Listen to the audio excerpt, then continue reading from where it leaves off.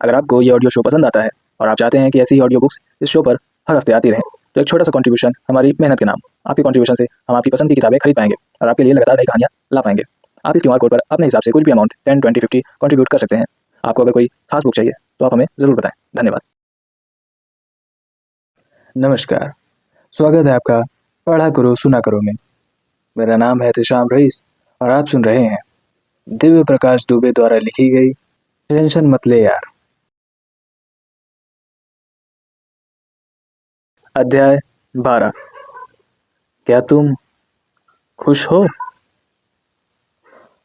लौटते हुए देखता हूँ बच्चे, चिड़िया, सूरज, मदारी, बंदर, बरसात, पतझड़, तूफान। कोई इतना उदास नहीं लौटता जितना कि दिन भर यस सर हो जाएगा बोलता हुआ लड़का।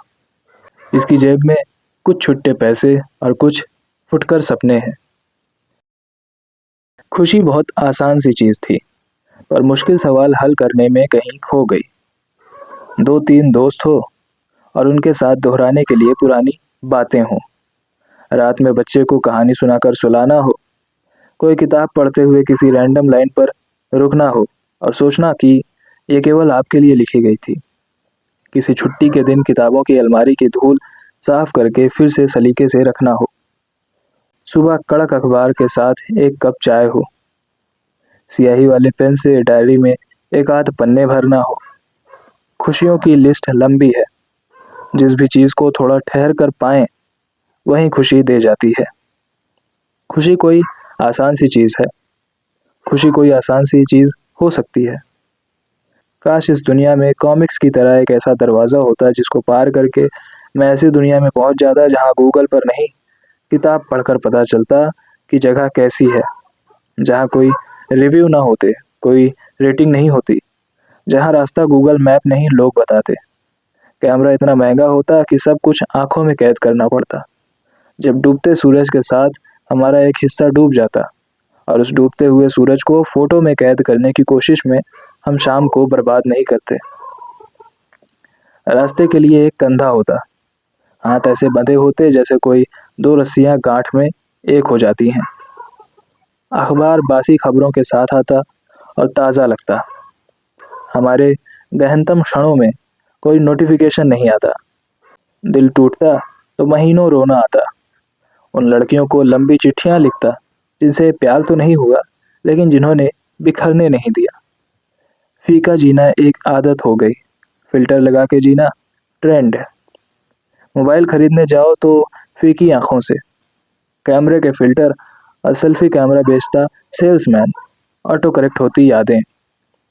अब मोहल्ले में वो लड़के नहीं दिखते जो हंसते हुए बर्बाद हो गए। अब वो लड़कियां नहीं दिखती जिनके झूठे वादे सुनने में सच्चे लगते थे। दूर से देखो तो लगता है कि हर आदमी को दुनिया से शिकायत है। पास से देखने पर पता चलता है कि हर आदमी अपने आप से परेशान है। वो जो हो सकता था, वो जो हो नहीं पाया, वो जो माफ़ी मांग सकता था, वो जो माफ़ी दे सकता था। ट्रेन मिल जाती तो कहानी अलग होती, लेकिन छूटी हुई ट्रेन की भी एक कहानी तो है। एक दिन गलती से मैं सोता रह गया और जिस स्टेशन पर हड़बड़ाहट में उठा तो अपना चश्मा, मोबाइल, पर्स सब वहीं भूल गया और मुझे ट्रेन के बाहर की दुनिया नई लगी। थोड़ी साफ दिखी, पर मैं इस दुनिया को पहचान नहीं पाया। शायद हमें फीका जीने की आदत हो गई है कि बिना फिल्टर लगाए कुछ साफ दिखता ही नहीं। मैं जहाँ था वो मेरा स्टेशन नहीं था, पर ये वो स्टेशन था जो मेरा हो सकता था। हजारों ख्वाहिशें ऐसी। खुशी असल में वही रास्ता है जो हम ले नहीं पाए, वही ट्रेन जो छूट गई। मैं अक्सर लोगों को बोलते हुए देखता हूँ कि लाइफ का पर्पस खुश रहना है। मुझे कभी ये बात सही नहीं लगती, क्योंकि खुशी हमेशा टिकी रहने वाली चीज़ नहीं है। असल में खुशी अंत में जाकर मिलने वाली चीज़ नहीं है। खुशी काश ये कर लेता या काश वो कर लेता के बीच में आंख मिचौली खेलती रहती है। मैं अक्सर सोचता हूँ कि मैंने राइटर होना नहीं चुना। मैंने तब हिंदी में लिखा जब हिंदी में लिखना कूल भी नहीं था, पर मुझे भरोसा था कि मेरा कुछ ना कुछ तो हो ही जाएगा। जीवन में 3 या 4 मौके ऐसे आते हैं जब आपको दीवार के उस पार दिख रहा होता है। मुझे लिखने को लेकर हमेशा यही लगा। जब लिखने में फुल टाइम करियर नहीं भी था, तो भी मुझे यही लगता था कि ये मेरा फुल टाइम करियर है। क्या हुआ कि इसमें अभी पैसे नहीं आ रहे? मुझे हमेशा लगता था कि मैं 2 नौकरियां कर रहा हूँ, जिसमें से एक नौकरी पैसे दे रही है और दूसरी नौकरी किसी न किसी दिन इतने पैसे देगी कि ये वाली नौकरी अपने आप छूट जाएगी। नौकरी कब छोड़ें? ये सवाल मुझसे सबसे ज़्यादा पूछा जाता है। इसका जवाब इसलिए आसान नहीं है क्योंकि इस सवाल के उतने ही जवाब हैं जितने कि सवाल। हर किसी की अपनी यात्रा है और अब मुझे ये बात भी समझ आती है कि शायद नौकरी छोड़ना सबके लिए सही भी नहीं। पिछले साल मेरा एक दोस्त बाहर से आया था। हम लोगों ने होटल का एक कमरा बुक किया और सोचा कि पुराने दिनों की यादें ताज़ा करेंगे। रात में चाय पीने जाएंगे, रात भर बातें करेंगे, जैसे हॉस्टल में बात करते करते सुबह कर देते थे और सोचते थे कि अगर हमने रात भर बातें नहीं की होती तो सुबह होती ही नहीं। हमने सुबह की है। उस दोस्त ने बहुत सही चीज़ बताई। वो बोला, भाई मुझे लाइफ में ज़्यादा इनसिक्योरिटी, अनसर्टेनिटी चाहिए ही नहीं, इसलिए तो नौकरी कर रहा हूँ। मुझे उसकी ये बात बहुत ईमानदार और सही लगी। उसको ये क्लैरिटी है कि वो क्यों नौकरी कर रहा है। ऐसा नहीं है कि उसका काम आसान है, पर उसको ये पता है कि अपना काम करने के लिए जो चीज़ चाहिए वो उसके अंदर नहीं है। उसको ज़ीरो से शुरू नहीं करना है, एक से दूसरी कंपनी में जाकर पहले से ज़्यादा पैसा कमाना है। मैंने अक्सर लोगों को परेशान देखा है कि यार अपना कुछ करना तो था पर कर नहीं पा रहे हैं।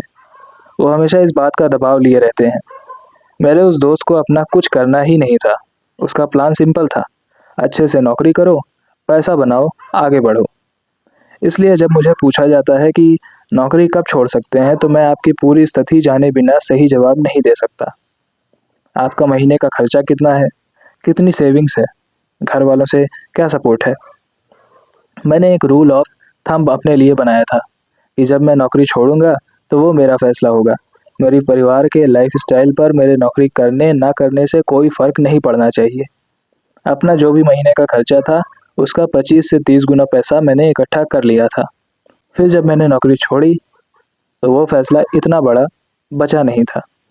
हालांकि मन में डर फिर भी था, लेकिन थोड़ा बहुत डर होना हमेशा ठीक ही रहता है। कोई भी नई चीज़ शुरू करने से पहले डर, घबराहट और उम्मीद अलग अलग मात्रा में मिलकर सिर पर मच्छर की तरह भिनभिनाने लगती है।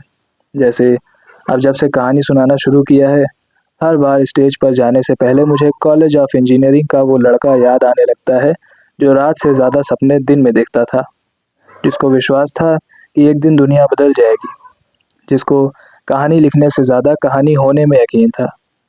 जब स्टेज पर होता हूँ मैं कहानी जी रहा होता हूँ, इसलिए हर बार वही कहानी बदल जाती है। हर बार सुनाने के बाद मैं बदल जाता हूँ। अब सोचता हूँ कि जिन दिनों नौकरी ढूंढ रहा था, अगर नौकरी लग जाती तो मेरी कहानी वो नहीं होती जो है। पर इतना तय था, जो भी करता मेरे पास कोई ना कोई सुनाने लायक कहानी होती। वैसे भी जीवन में ली गई हर सड़क, हर पगडंडी में बढ़ते हुए, गलत या सही ना जानते हुए अगला कदम बढ़ाते हुए, हमें ये नहीं भूलना चाहिए कि हर जगह लिखा है कि लाइफ अपने आप में वर्क इन प्रोग्रेस है और वही रहेगी। जीवन अपने आप में बहुत ही कॉम्प्लेक्स चीज़ है। ये कोई शब्द के अर्थ जैसे नहीं चलता। इसलिए जीवन के मतलब जान लेने से जीवन आसान नहीं हो जाता। मैंने तमाम नदी, पहाड़ और समंदर के किनारे बैठकर इंतज़ार किया और एक भी शब्द आसपास से नहीं गुजरा। और फिर एक दिन अचानक वो सभी शब्द कमरे में आ गए जो हवा के साथ गुजरे थे, लेकिन मैं उन्हें कहीं बाहर ढूंढ रहा था। कुछ लोगों को कपड़ों के लिए बनी हुई खूंटियों पर टांग कर रखना चाहिए। जब मन किया, एक दुनिया का दरवाज़ा बंद किया और दूसरी दुनिया में उनको ओढ़ लिया। दुख हमें मौका देता है कि हम अपने आप को खोज पाएं।